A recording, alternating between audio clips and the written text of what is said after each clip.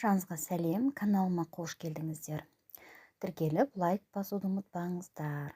Бүгін Абайдың 22-ші, 23-ші, 24-ші қара сөздері. Дәл осы күнде қазақтың ішінде кім жақсы көріп, кімде қадірлеймін деп ойладым. Байды қадірлейін десең, бай жоқ. Бай болса өз басының, өз малының еркі өзінде болмас беді. Ешбір байдың өз малының еркі өзінде жоқ. Кей бай өзі біреумен күш таластырамын деп, 100 кісіге қорғаулықтығынан жалынып малын үлестіріп жүр. Ойлайды, жалынтып бердім деп, ақмақтығынан жоқ, өз жалынып беріп жүр. Қайырды емес, мырзалықты емес. Өз елмен ораңдасып, ойсыздарға қойнын ашып, малын шашып жүр. Кей байлар елдегі құттылар, сүттілер берекелесе алмаған соң, кеселді қулар көбейіп кетіп, көп қорқытып, іздеген нәрсесі жоқ. Еріксіз кім болса, соған жеміт болып жүр.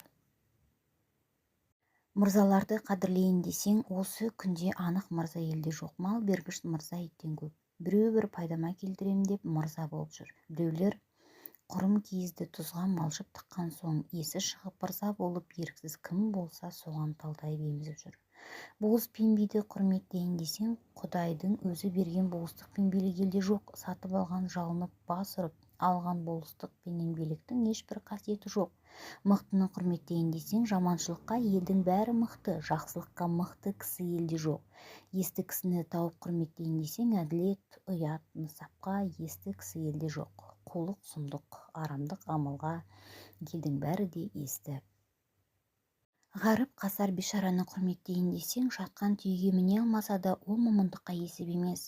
Егер мінерлік жай болса, бірдемені ептеп ілерлік те жайлы бар. Енді қалды қу мен сұм, олар өзде қуартпай, суалтпай, тыныштық көрер емес. Жә, кімді сүйдік, кімнің тілеуін тіледік. Өзі құрттанып шашылған болыс билер тұра тұрсын. Енді әлбәтте амал жоқ, момындығынан ырыс баққан дау бақпас деген мақалмен боламын деп бергеннен жаға алмай жарымын беріп, жарымын тыныштығымен баға алмай, ұры залым оларға жеміт болып жүрген шын момын байларды аямасаң һәм соның тілеуін тілемесең болмайды. Соны басқаны таба алмадым. Абайдың 23-ші қара сөзі. Біздің қазақты оңдырмай жүрген бір қуаныш, бір жұбаныш дегендер бар. Оның қуанышы елде бір жаманды тауып, я бір адамның бұл өзі қылмаған жаманшылығы шықса қуанады. Айтады, Құдай пәленшеден сақтасын, о да адаммын деп жүр ғой. Оның қасында біз сәулелі кісінің бір емеспіз бе? Оған қарағанда мен таза кісі емеспін бе? Деп. Оған Құдай тағала айтып па, пәленшеден тәуір болсам болады деп. Я білгендер айтып па, әйтеуір өзіңнен наданшылық асқан, я жаманшылығы артылған кісі табылса, сен жаманға қосылмайсың деп. Жаманға салысып жақсы бола ма?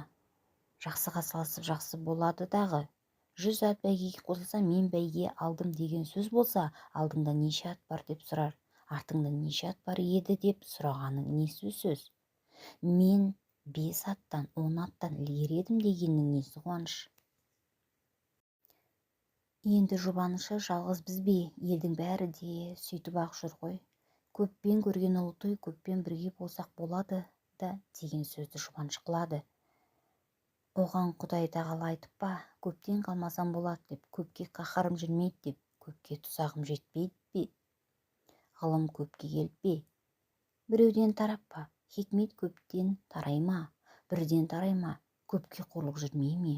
Бір үйдің іші түгел ауырса, жеңіл тие ме?